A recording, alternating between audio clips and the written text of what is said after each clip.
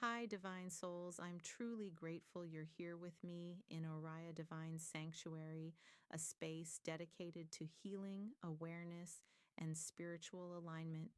If this video has appeared in your life today, trust that there may be a message here meant specifically for you.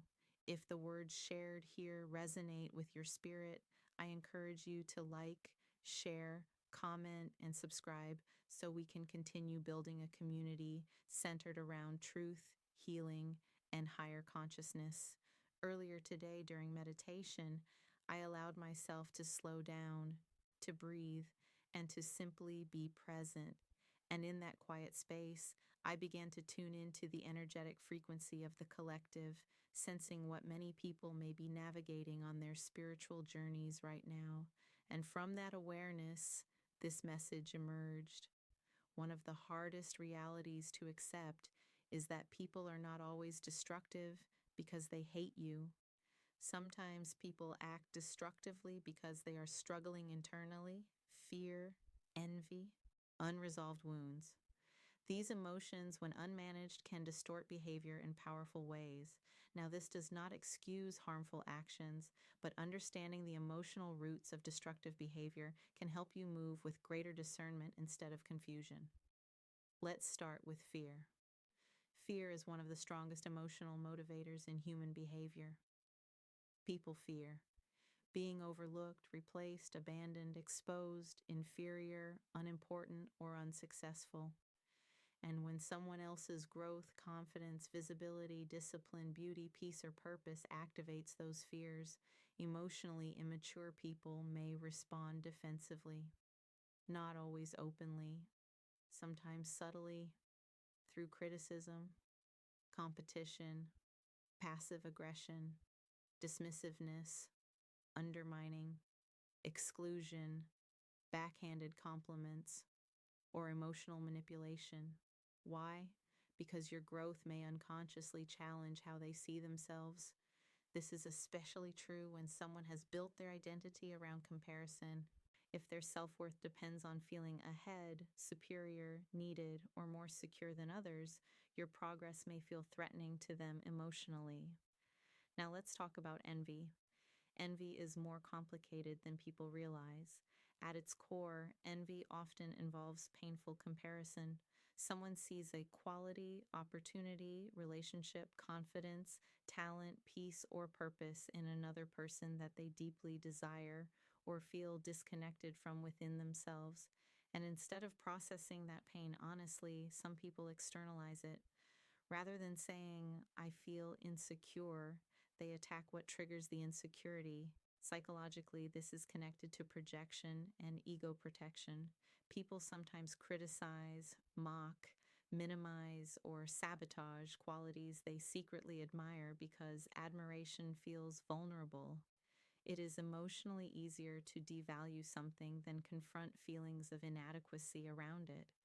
This is why discernment matters spiritually and emotionally, because not everyone around you is operating from emotional health.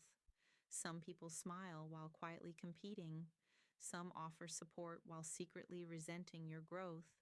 Some desire access to your life while struggling internally with comparison. That does not mean becoming paranoid. Discernment is not paranoia. Paranoia assumes danger everywhere. Discernment observes patterns clearly. There is a difference. Spiritually, discernment involves wisdom, emotional awareness, and clarity. It asks, what patterns consistently show up around this person? Do they celebrate growth or subtly resent it? Do they respect boundaries or punish them?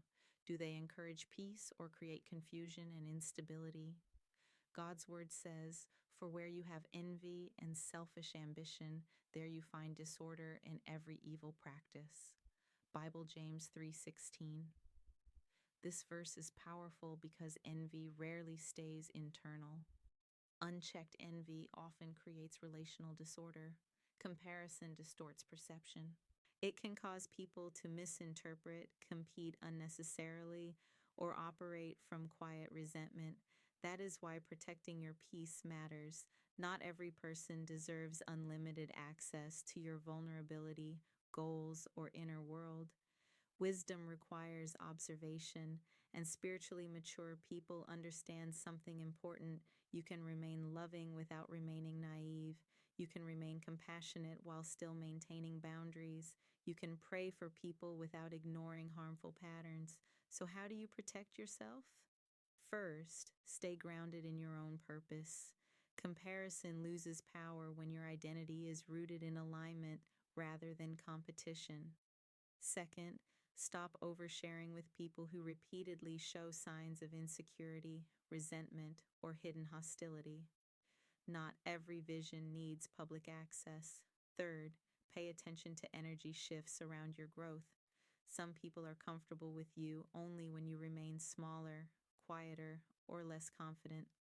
And finally, do not let other people's fear or envy pull you into bitterness. Stay humble, stay self aware, stay emotionally disciplined, because discernment is not about becoming fearful of people. It is about learning to recognize what is healthy, what is harmful, and what requires healthy distance. And that wisdom can protect your peace in ways emotion alone cannot. Divine souls, thank you for stepping into Oriah Divine Sanctuary. This space exists to support your healing, elevate your awareness, and guide you through the sacred process of personal transformation.